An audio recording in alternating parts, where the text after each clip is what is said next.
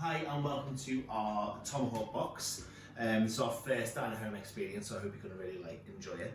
So before we start anything, let me just quickly go over the box so you're quite familiar, to make sure you have everything and things like that. So the first thing we have is obviously your 37-ounce Tomahawk steak, 28-day matured. We've also got your Steakhouse potatoes, which have been pre-portioned at the restaurant, and we'll talk you through how to make them shortly. We've got the jerk corn ribs, which have in your box should have been pre-charred. It kind of gives you the real burnt char grill effect that I assume a lot of people would be able to get at home, but we want to make sure you have the best possible type of experience. So for the purposes of our video, ours aren't pre-charred, but yours will be. They've already been marinated from us to you. Your Steakhouse vegetables, which is basically, they're going to be char grilled and they're going to be roasted in the oven, and we're going to make all those. The chimichurri sauce, we're not going to tell you how to make that, that's our top secret recipe, so you're not having that. And we give you all the butters as well, so we give you a jerk corn butter, a regular butter just to emulsify some of the flavours that we're going to be doing, and some of the garlic butter as well, just to kind of bring all that together.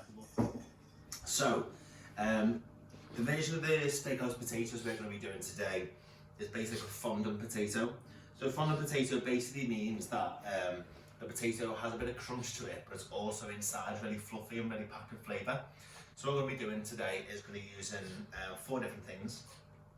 The potato, the pan behind me is just on a really low heat, just kind of getting the oil nice and warm. So basically when we touch the surface of the potato on the oil, we want to hear like a nice little sizzle. Just thinking out loud now as well, you probably want to just get your OXO cubes, boil the kettle up, and you probably want 250 to 300 ml of, this is chicken stock. If you don't like chicken stock, you want to replace it for beef stock, you go ahead and do you. But otherwise, chicken stock will be fine. And what that's going to do is going to really infuse the inside of the potato as a flavour. So as I say, these have already been portioned at the restaurant, and the reason we decided to portion them for you is because it gives everything kind of a relatively rough, similar size. Otherwise you're going to have some hard, some soft, some falling apart. We want to make sure that it's as close to perfect as possible. So we're also going to use, with this, we're going to use some thyme. Thyme's a really earthy flavour and it always goes well with garlic, okay? And then we're going to also use some butter. So you're probably going to use about half the butter that we've give you, around about 75 grams to 100 grams of butter. And once this melts, it's going to mix with all of this, and I'm going to make some really nice potatoes. So I'll just quickly bring the pan over to you. You'll know when the oil is at a heat, because it will start to obviously smoke, and it'll start to move around the pan almost without any effort. And you're going to be able to hear it sizzle as well. Some people decide to do it in like a clockwise rotation, just so that you know which potato you start with and which potato you need to flip. So what we're going to do, we're going to put this back on the heat for a couple of minutes. Let's say about 4 minutes. It's a nice brown at the bottom. Make sure it's not too hot, otherwise you will just mess your potatoes up. About 4 minutes to 5 minutes on each side, and then we'll come back to them in a second. So our potatoes have been sizzling for about 4 minutes now on one side. So come on over and have a little bit of them. So basically, on the side of the potato, you want to look at so there's like a nice browny colour like that. So what we're going to do, we're going to start flipping them all over.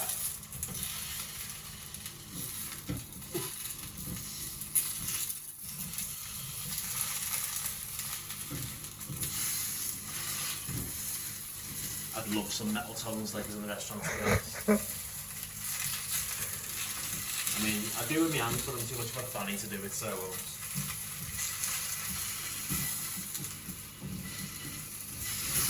Okay, so you can see the difference in the colour, so that's exactly what you want it to look like. So again, you're looking roughly between like 4 and 5 minutes each side on a medium to low heat. Okay. So as I said before, we're going to start getting our butter and our thyme ready. Right, okay, so they are over here. Right, okay, so now they've been on for around about 4 minutes either side, so then you look, either side looks pretty equal. We're going to make sure that happens. Okay, and what we're going to do, now don't be scared about this, we're going to put all this butter in. Just turn the heat up ever so slightly, okay? And you can see it, all the bubbles coming out of it now. And that's exactly the reaction that you want. You want to keep it a similar colour. And what it'll do, it'll start to really engage with the potatoes. These are going to be some of the sexiest potatoes you're going to have. You also want to put 2 cloves of garlic in. You want to make sure the garlic is within the butter, okay? Can you smell that? Thyme, be careful when you put the thyme in, it often pops. So just be careful when you put that in, okay?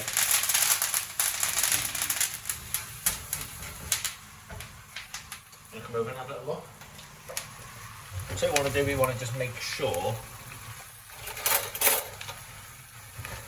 that these potatoes are going to be, from top to bottom, all going to be filled in all this gorgeous garlic and thyme flavours. So don't be shy, just by basting them. So once the colour of the butter starts to change into like almost a dark brown, it means it's at pretty much the highest temperatures ever going to be. Okay. As well, before we add in, we're going to take the chicken stock. Before we get the chicken stock, we want to just remove some of this garlic. Because if you don't remove the garlic, what's going to happen is it'll start to burn, and it just doesn't have the nicest flavour. There's a difference between roasting garlic and burning garlic, and you don't really want to do the latter, for obvious reasons. Okay. So just be careful when you put this beef stock in, when you put the chicken stock in, because it will react to the liquid oil in there, so just be careful, okay?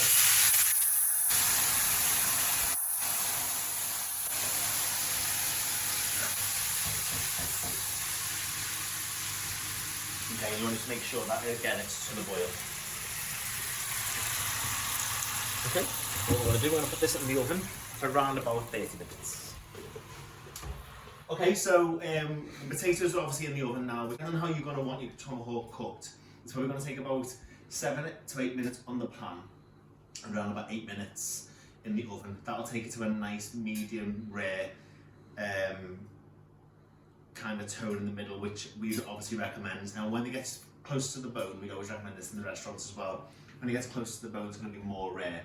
So, depending on what you kind of like, always associate it with how close it is to the bone. So if it is close to the bone, it's going to be a little bit more rare. So we recommend, as I said, 7 to 8 minutes in the pan and around about 8 minutes in the oven.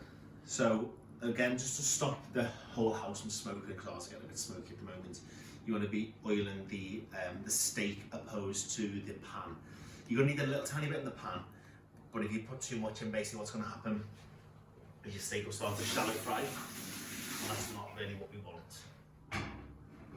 You're always going to know when a pan is ready to go, because it's going to start making a noise when you put the steak in it. If you can't hear that sizzle, it's not going to be hot enough, so you need to keep it going a little bit. So you just push down there and it'll start to score it.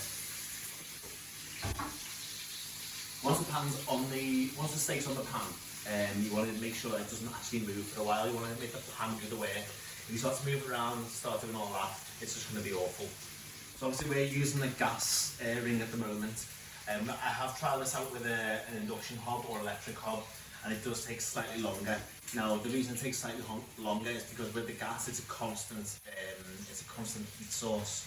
But if it's electric, for example, it just kind of goes on and goes off and goes on and goes off. So just bear that in mind. You may need a couple of extra minutes if you are using a electric hob or an induction hob. So let's just be going for about a minute or so now, and what that will do, the score marks on the pan will start to caramelise the outside of the steak. If the heat's too much, it'll start to burn, it won't taste very good. So what you want to make sure is that it's on a medium to high heat, and what that will do, as I say, it'll score and caramelise, and that's exactly what you want with the steak. So the tomahawk's been on for around about 4 minutes now on a constant heat. So you want to come around and have a little look and see how it's getting on. So as you can see, you can still hear the sizzle, and what you want to do is when we want to turn it, we want to make sure that's nice and golden brown. That's exactly what you want. So these caramelisation marks is exactly what you want. Okay. So So you want a bit more of the same on the other side, okay? Well, the next what we're going to do in a minute, we're going to start adding some of the flavours. Some mushrooms in a minute, and we're also going to break up some of the garlic butter and add that to it as well. Okay, so this steak's been on probably 4 minutes either side, and you can see that absolutely gorgeous. That's exactly the same colour you want. You're probably going to experience the same thing that we've got at the moment, that the bone isn't caramelising as much. So what you want to do is you want to maybe potentially raise the meat end of it up and push the bone into it. Okay, so we'll have a little look and see how this is getting on. So basically what you want to do, you want to see that tomahawk absolutely gorgeous. That's exactly the type of colour that we need. You also potentially want to just flip it up and do the sides of the steak as well, because you want to get them nice and rendered down as well. Okay, for the last couple of minutes in the pan, we're going to be adding some of the flavour, okay? So a drop of oil, a handful of mushrooms. Okay, so again, I've showed you before, so you've got the different butters. We're going to be using some of the garlic butter for this and just throw it in. Again, just a reminder, you need to make sure you put a bit more oil in the pan because if you don't, the butter is going to be bare and won't taste very nice.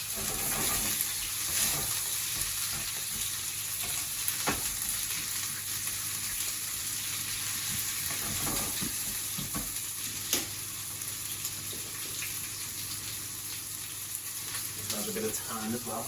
Again, that will pop again like similar to last time.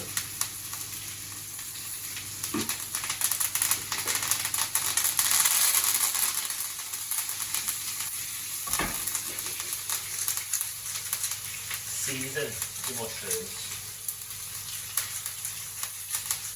because they're going to make the best pot chips later.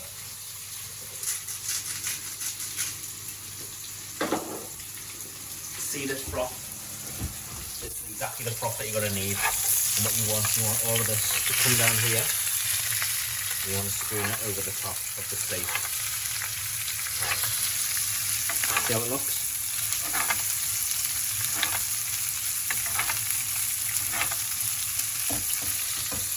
Okay, that's at a nice rare now. What you want to do now is get the mushrooms underneath in an orderly fashion, and then you want to put the tomahawk on top of the mushrooms. The tomahawk on top of the mushrooms will stop the tomahawk from burning on the bottom of the pan. Okay. If you've got an oven-proof pan, put it straight in the oven, that's not a problem. For this, unfortunately we haven't, so we're going to just pop it on the pan. Get it all.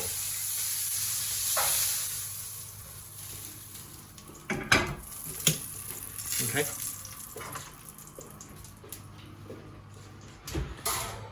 So we need to put that in for about 8 minutes, okay? I'm going to get these to temperature now.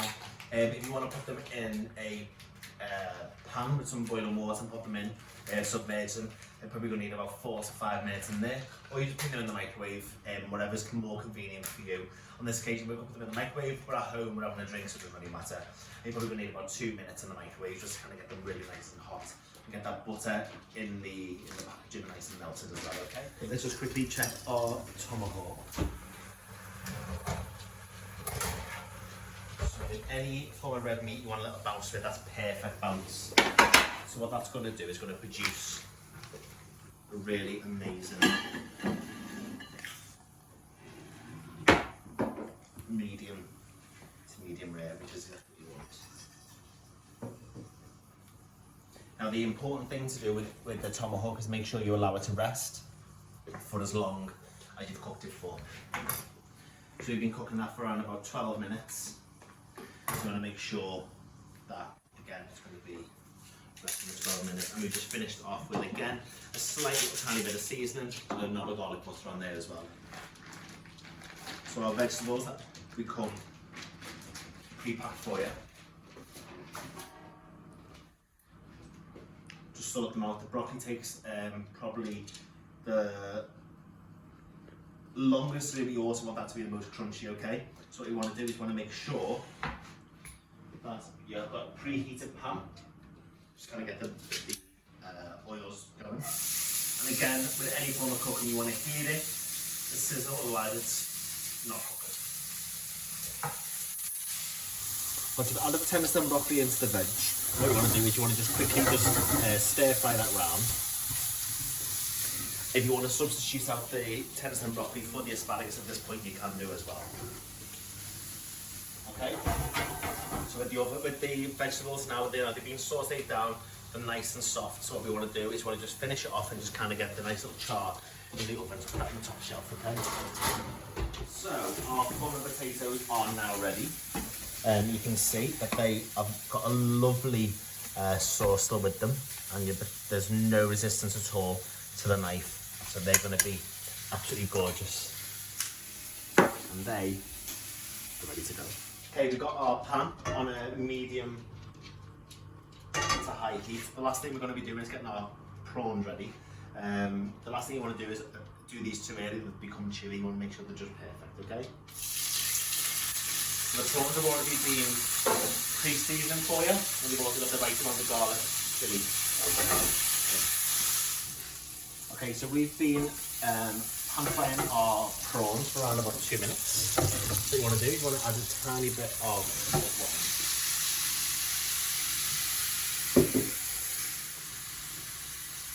You also want to add a bit of regular butter, and that will just allow the sauce to emulsify itself and combine with the. So again, you want to just leave that there to do that for like 2 more minutes, okay? Okay, so you want to do it to, I guess, the stage where you're bubbling a little bit like that, and then you want to get your parsley and a big spoonful of parsley. Just allows everything just to tight together. Okay, you will just simmer that down for around about a minute. Okay. Okay, we just got our veg out of the oven, and it's all nice and soft, like the salt and veg that we do in the restaurant. God, it smells unbelievable. And you want to get your tender stem broccoli, simply just place it over the top. They are smelling absolutely amazing. The sauce.